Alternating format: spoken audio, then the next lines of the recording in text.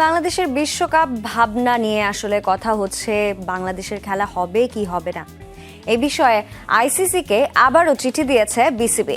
Times of India বলছে, ভারতে বাংলাদেশ দল ও সংশ্লিষ্টদের নিরাপত্তার ঝুঁকি পর্যালোচনা করতে ইন্ডিপেন্ডেন্ট ডিসপিউট রেজুলেশন কমিটি বা স্বাধীন বিরোধ নিষ্পত্তি কমিটি গঠনের অনুরোধ করেছে বাংলাদেশ ক্রিকেট বোর্ড। আইসিসির নিয়মে এমন কমিটি গঠনের সুযোগ আছে।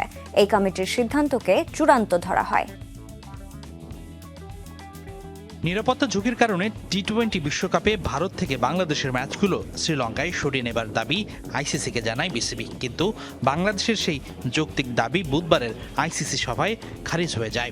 বাংলাদেশকে ভারতে গিয়ে বিশ্বকাপ ম্যাচ খেলতে হবে, অন্যথায় বাদ পড়বে আসর থেকে জানিয়ে দেয় আইসিসি। চূড়ান্ত সিদ্ধান্ত নেবার জন্য বিসিবিকে আবার 24 ঘন্টার সময়ও বেঁধে দেয় ক্রিকেটের নিয়ন্ত্রণ সংস্থা। এই ঘটনার পর বিসিবির শীর্ষ কর্তা ও সরকারের মধ্যে সভা হয়েছে। ক্রিকেটারদের সাথেও আলোচনায় বসেছিলেন যুব ও ক্রীড়া উপদেষ্টা আসিফ নজরুল। বৃহস্পতিবার স্পষ্ট করেই জানিয়ে দেয়া হয়, বিশ্বকাপ খেলতে আগ্রহী বাংলাদেশ, তবে সেটা ভারতে গিয়ে নয়, শ্রীলঙ্কার মাটিতে।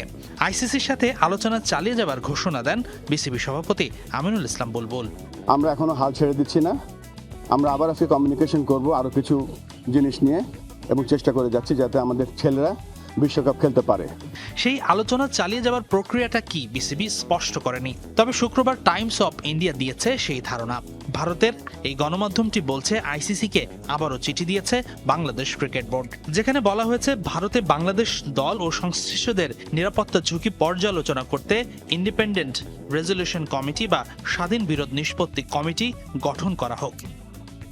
এখন প্রশ্ন হচ্ছে, স্বাধীন বিরোধ নিষ্পত্তি কমিটি কি? এটি একটি স্বাধীন সালিসি সংস্থা যা আইসিসি বিভিন্ন বিরোধ নিষ্পত্তির ক্ষেত্রে গঠন করতে পারে। এই কমিটির সিদ্ধান্ত চূড়ান্ত বা মানা বাধ্যতামূলক হিসেবে ধরা হয়। বিসিবি যেহেতু মনে করে তাদের যৌক্তিক দাবি মানেনি আইসিসি, তাই এই কমিটি গঠন হলে সুবিচার মিলবে, সেই চিন্তা থেকে এই কমিটি গঠনের দাবি জানানো হয়েছে বলছে টাইমস অফ ইন্ডিয়া।